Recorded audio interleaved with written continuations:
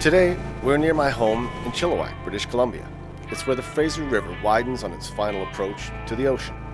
And if you're lucky, you can hop aboard a jet boat, tear upstream through this ancient river valley, and go fishing for dinosaurs. To catch one, you'll need dinosaur bait, salmon heads, fish bellies, roe, all laid out behind the boat on the river floor like a prehistoric buffet. Not metaphorical dinosaurs, real ones. The white sturgeon has been swimming in these waters for over 200 million years, almost unchanged since the days of the T-Rex. Most of the time, we just wait. Sturgeon fishing starts with stillness. There's a rhythm to it, a calm before the chaos. And then, fish on. The silence shatters, line screams off the reel like a missile, and we're hooked into something ancient, something powerful. White sturgeon are a prehistoric relic that still haunts the deep channels of the Fraser River and other great rivers around the world. Here in BC, sport fishing guides will take you out on the river to find them. And since there are tens of thousands of these fish in the river system, it's very common to catch many fish in a day. This is a small one, measuring about 4 feet in length. But these fish get really big, 9 feet, 10 feet, some even hit 11. When you're holding on to a fishing rod with one of these beasts at the other end, it can feel like it's going to pull you right off the boat. Until fairly recently, not much was known about the white sturgeon fish population here in the Fraser River, but a sophisticated tracking system and strict catch and release only policy means we're learning more and more about them all the time.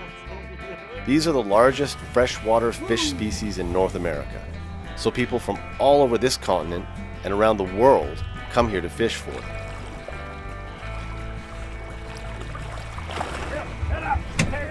The local fish guide industry in this area relies on these fish to support their businesses, since the other famous resident in these waters, Pacific salmon, only show up once a year and are typically off limits for sport fishing in this river due to conservation efforts. Sturgeon, on the other hand, reside in this river year-round, and these white sturgeon can really put on a show. Just imagine an 8-foot-long fish jumping right out of the water at the end of your fishing line. It's like fighting a freight train, and it's spectacular fun. And right on cue, an actual freight train blasts past us on the riverside.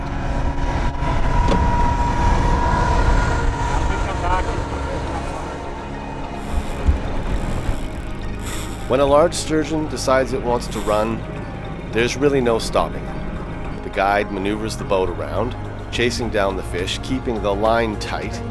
The hooks we use are barbless, meaning that tension on the line is important, or the hook might just slip right out.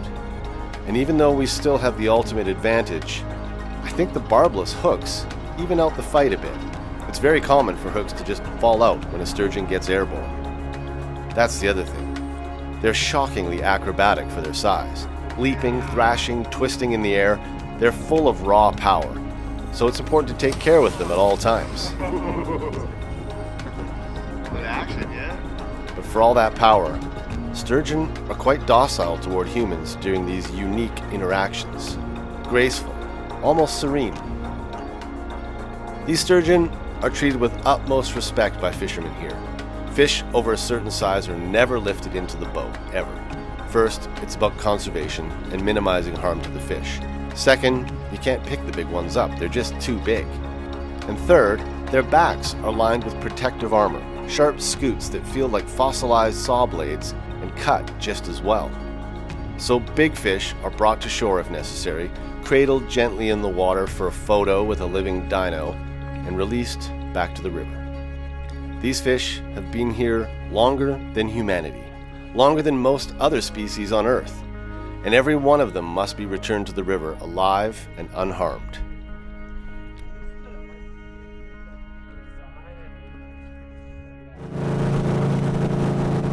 As the hunt continues, we head downriver. Sturgeon fishing is never stationary for long. The Fraser is massive, and somewhere out there is a bigger fish.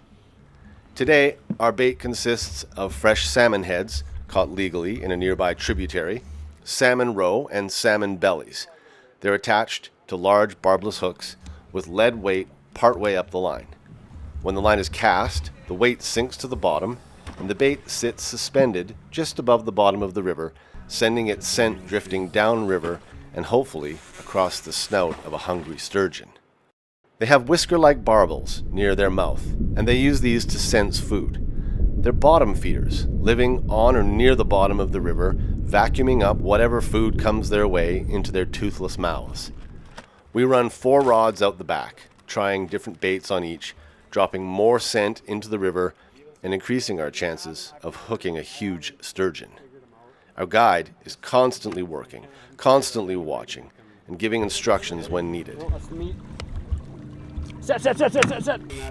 When a fish is ready to be landed, a large plastic cradle is laid out beside the boat so the fish can be unhooked and recorded safely, with as little hands-on contact as needed, while being kept in water so it can breathe. Each fish is measured precisely from tip to tail, and also its circumference measured behind the pectoral fins. Each guide carries with them a digital scanning device they use to check for a digital tracking tag that's part of the conservation system. If a fish is tagged, the reader will tell when and where it was last caught and how big it was at the time. And if a fish doesn't have a tag, the guide will insert one into the fish so it can be tracked in the future. For 200 million years, these fish have been in these waters. They've been an integral part of indigenous cultures for thousands of years as a source of traditional food, a subject of art, and a being of spiritual significance. The sturgeon fishery here supported early European settlers in the late 1800s, but collapsed due to overharvesting. In 2003, the government gave Fraser River white sturgeon formal conservation status, listing them as threatened. And previously in 1994, the commercial fishery for sturgeon was shut down, and today only catch and release angling is permitted. The bottom line is that sturgeon fishing is great fun. These fish pull harder than anything you've ever felt. You don't control a fish like this, you just hang on and hope you're up for the fight. It's not hard to imagine yourself thousands of years in the past when you're out here, alone, surrounded by rugged mountains, fighting a massive prehistoric beast. It's a truly unique experience, and it's why such a massive effort is made to ensure these giants remain here for many more generations. For most people, this is a once-in-a-lifetime adventure, a chance to reach into the past and hold it, briefly, before releasing it back into the depths of the river.